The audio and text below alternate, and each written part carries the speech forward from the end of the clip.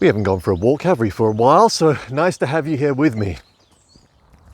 Now, part reason actually for me not keeping up to date with these is that in the background I've been working away at creating the course, my second course, and in fact there's a third one on the way as well. And so it's taking up a little bit more time. I'm changing my daily schedule. Now, in a similar vein, let's talk routine and why I think that routine is not the answer. And what I mean by that is that a healthy routine can bring great reward. The downside of that routine is that it's very easy to become very rigid with it and disciplined with it. Which for many of you, you're thinking, well, surely that's a good thing, isn't it? In other words, you're determined to keep that routine in your life because you know that that routine is bringing physiological and psychological health. Well, yes, in part that's true.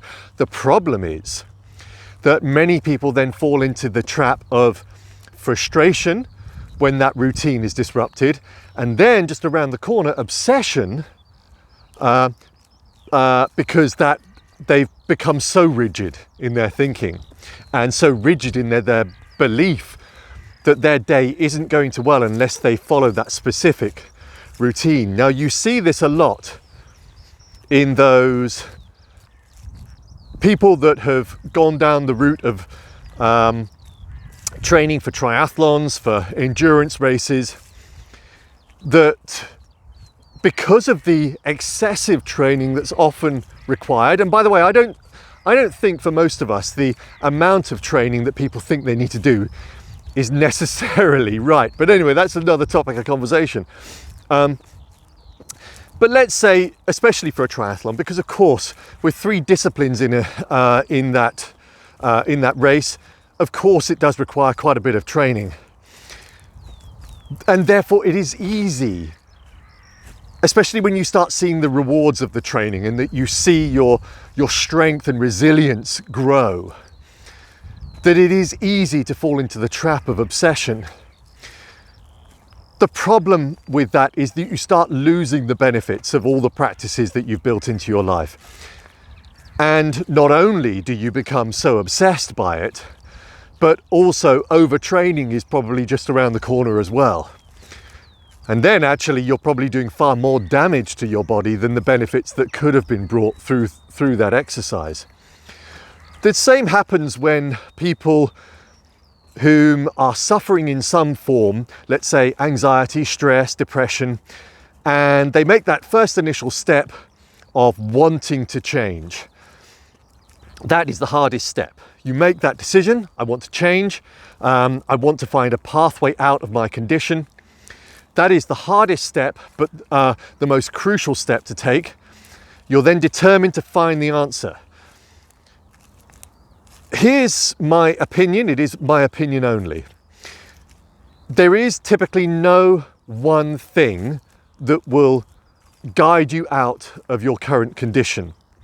However, an intention to live a very different life does work.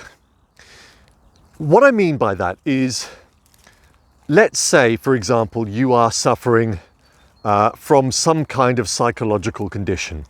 You've made the decision, and good for you, to now change and find a pathway out of that so that you're no longer suffering. If you intend to create a new way of living in which you make the decision that in the morning you're going to say to yourself, today I intend to breathe a number of ways, specifically parasympathetic based breath work. I intend to make use of my body physically by pushing my body, by lifting, pulling. I intend to make use of the inner pharmacy of chemicals that I've got available to me, which also require that physiology that creates those chemicals requires training itself. So you intend, therefore, to start opening up the doorway to those chemicals.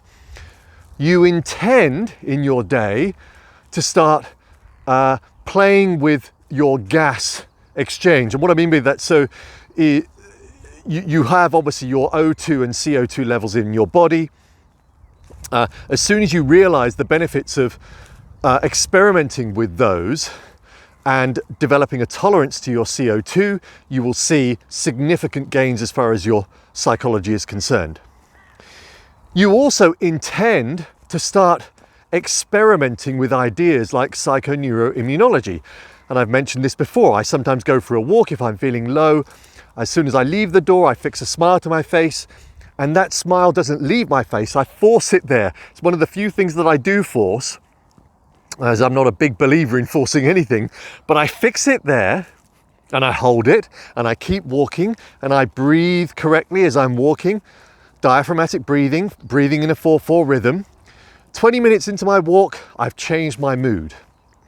But there are even simpler practices around that psychoneuroimmunology. The whole idea that you decide while seated that you're going to lift your head and your eyes are going to uplift towards the sky, and you're going to hold it there. Just your raised head and your eyes looking up, you're going to hold it there for a minute. That uplifting motion of the head and the eyes has an uplifting effect on your psychology. So here's what I'm saying, that your intention therefore is that I'm going to live my life very differently to the way that I've done before. I'm going to build in these practices throughout the day, not at prescribed times. I'm just going to decide I'm going to do these things throughout the day. Whenever it enters my mind that I've been sat down for too long, I'm going to get down and do a few push-ups, or I'm going to do a few squats, or I'm just going to walk outside and I'm going to practice that psychoneuroimmunology crazy idea that Dave was talking about on YouTube. This is where the intention bit is key, and this is where you throw out the idea of a specific rigid routine and instead replace it with the morning mindset of a simple statement to yourself: I intend to flow through my day, making use of my body and my mind in the way that it was meant to be used. This practice every day builds resilience, it builds strength, and you will get to the point, if you do this every day, where you no longer have to think before action, that all of it just becomes natural. That's how I live my life. Everything I tell you about on this channel is how I live my life, how I retain a psychological resilience, how I develop my physiology. And you also know that not everything has worked for me. You know, I've had to learn through challenges how to do things. But some of the stuff that I'm putting out now would have greatly speeded up my development process had I known about it, which is why I'm telling you. Anyway, I hope that's helpful. Your intention is key. When you wake up tomorrow morning, say to yourself, I intend to make use of my body in all of its many, many facets. And you will see a route out of your current condition, I promise you that. Evolution of Dave signing off. And by the way, I probably will run a couple more of my courses, the 10-day introductory courses.